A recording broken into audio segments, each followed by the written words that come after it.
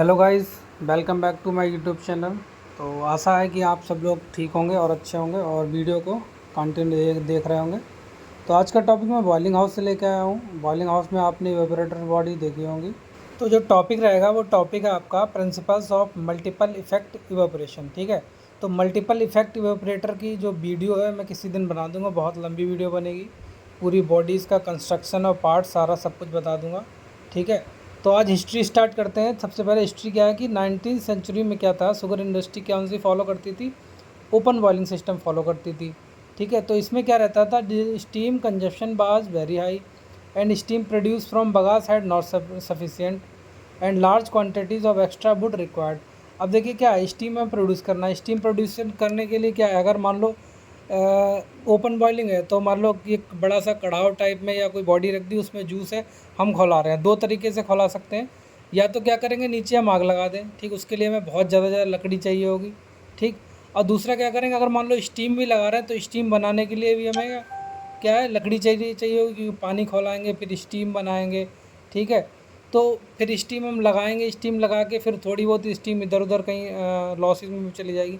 तो उस समय ओपन बॉइलिंग जब चलती थी तो बहुत ज़्यादा समस्या रहती थी कि हमारे पास में एक्स्ट्रा लकड़ी की ज़रूरत पड़ती थी और बहुत ज़्यादा स्टीम बनानी पड़ती थी। तो 1812 या 13 ईस्वी में क्या था, एक ईसी हावर्ड थे। ठीक है। ईसी हावर्ड जो थे, इन्होंने क्या एक वैक्यूम पेन इन्वेंटेड किया। ठीक है। ये क्या वैक्यूम पेन, एक क्लोज बेशल टाइप में इन्होंने इन्वेंट किया और इसमें इन्होंने वैक्यूम जो रखा वो 24 इंच के आसपास इन्होंने वैक्यूम को रखा। ठीक है।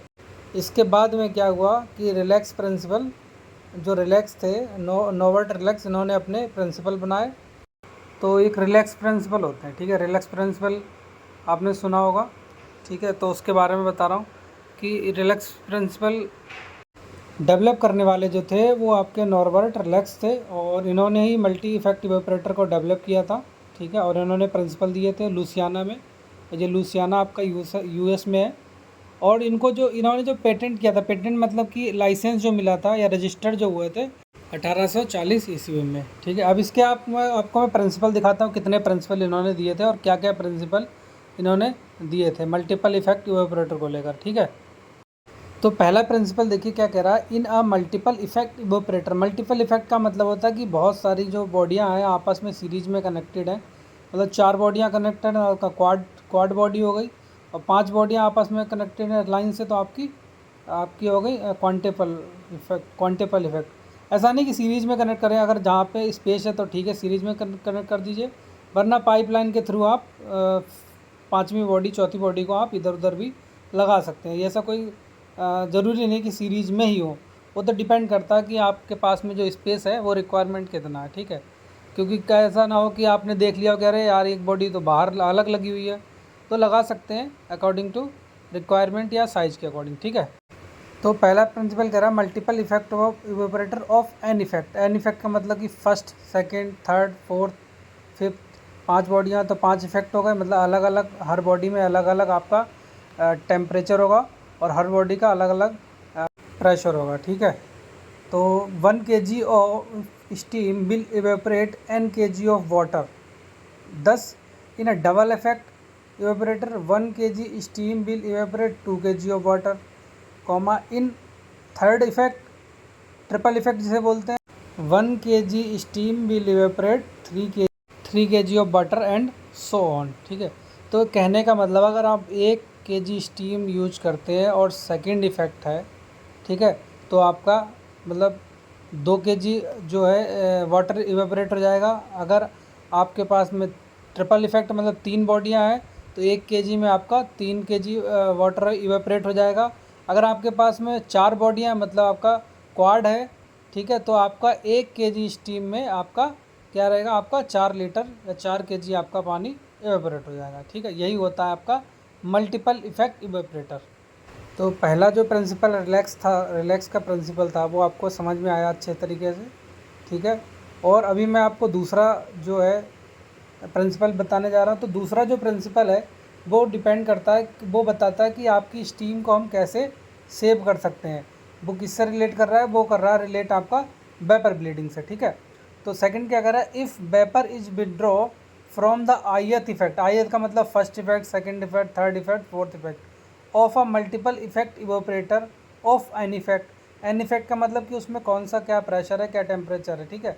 And used outside the evaporator system in a place of steam.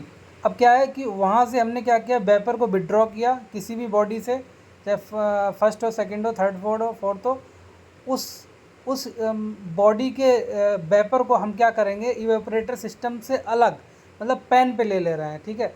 और पैन पे हम पैन चलाने के लिए उस वेपर का अगर यूज कर रहे हैं किसी जगह की स्टीम की जगह, तो हमारी जो स्टीम सेविंग होगी, the saving will be I upon an time the quantity of steam used in duty, ठीक है। तो कहने का मतलब यही है कि सीधे सीधे ये तो आपको थ्योरी में लिखना है, अगर आपको ही लिखना है तो ये लिखना पड़ेगा। अब आपको एकदम सिंपल भाषा में ये बता रहे हैं कि अगर जैसे क्या है, आपने फर्स्ट बॉडी पे क्या दिया, आपने स्टीम दी, ठीक है, स्टीम लगाई और उसमें क्या है, जूस है, जूस के साथ में वाटर है, तो वाटर इवेपोरेट होगा।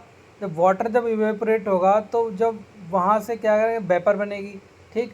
और उस वेपर को क्या करेंगे हम, वेपर ब्लीडिंग, जिसे मतलब वेपर को कहीं यूज करते हैं तो वेपर ब्लीडिंग कर लेते हैं, उस वेपर को हम क्या करेंगे कि पैन साइड में यूज कर लेंगे या किसी अदर जगह पे यूज कर लेंगे, तो हमारे क्या होगी, हमें एक्स्ट्रा स्टीम देने की ज़रूरत नहीं होगी।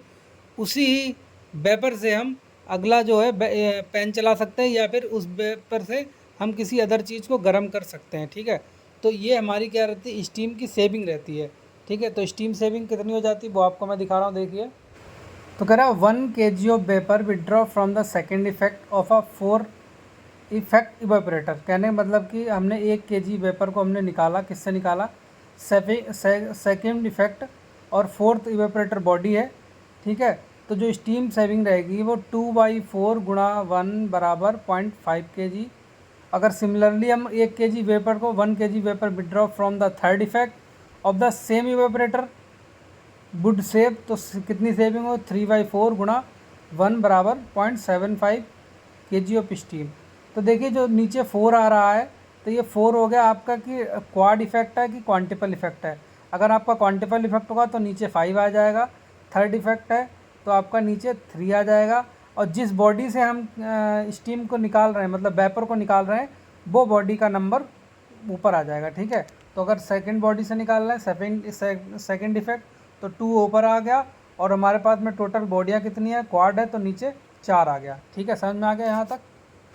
अब एक एग्जाम्पल और, if 5 kg of vapour withdraw from the third effect of the quintuple evaporator set. अब सेट आपका क्या है, क्वांटिपल है, मतलब 5 बॉडी हो गई, ठीक है। और स्टीम हम कितनी निकाल रहे हैं, 5 kg निकाल रहे हैं, और थर्ड इफेक्ट से निकाल रहे हैं, तो स्टीम सेविंग बराबर हो जाएगा, देखो 3, मतलब थर्ड इफेक्ट है तो 3 डिवाइड बाई 5, मतलब 5वां इफेक्ट है, सॉरी 5 बॉडी हैं, और गुणा 5 मतलब 5 kg, तो 5 से 5 कट जाएगा, तो हमारे पास में कितनी आ जाएगी, स्टीम सेविंग 3 kg आ गई।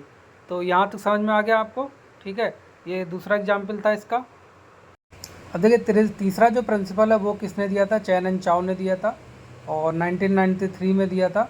और ऊपर के जो 2 हैं ओनली वही आपके रिलैक्स प्रिंसिपल, रिलैक्स के दिए हुए हैं, ठीक है। और देखिए तीसरा जो प्रिंसिपल है वो क्या कह रहा है कि वेन एवर स्टीम और vapour is condensed, provision must be made of to withdraw incondensable gases continuous. कहने का मतलब है कि जब भी आपका वेपर या स्टीम को कंडेंस किया जाएगा तो उसमें जितनी भी नॉन कंडेंसेबल गैसेस हैं उनको कंटिन्यूस निकालना बहुत ज़रूरी है, और उसको कंटिन्यूस निकालते रहना चाहिए। ये प्रिंसिपल हमारा थर्ड प्रिंसिपल हो गया, ठीक है। तो देखिए आगे है कि the first 2 principle are use to configure the evaporator arrangement to use just right amount of steam for evaporation with the availability of the bagasse and steam. तो देखिए जो 2 प्रिंसिपल है ऊपर के, वो ये बताते हैं कि आपको किस अमाउंट में, ठीक है, कितना अमाउंट में आपको स्टीम यूज करनी है इवेपोरेशन के लिए।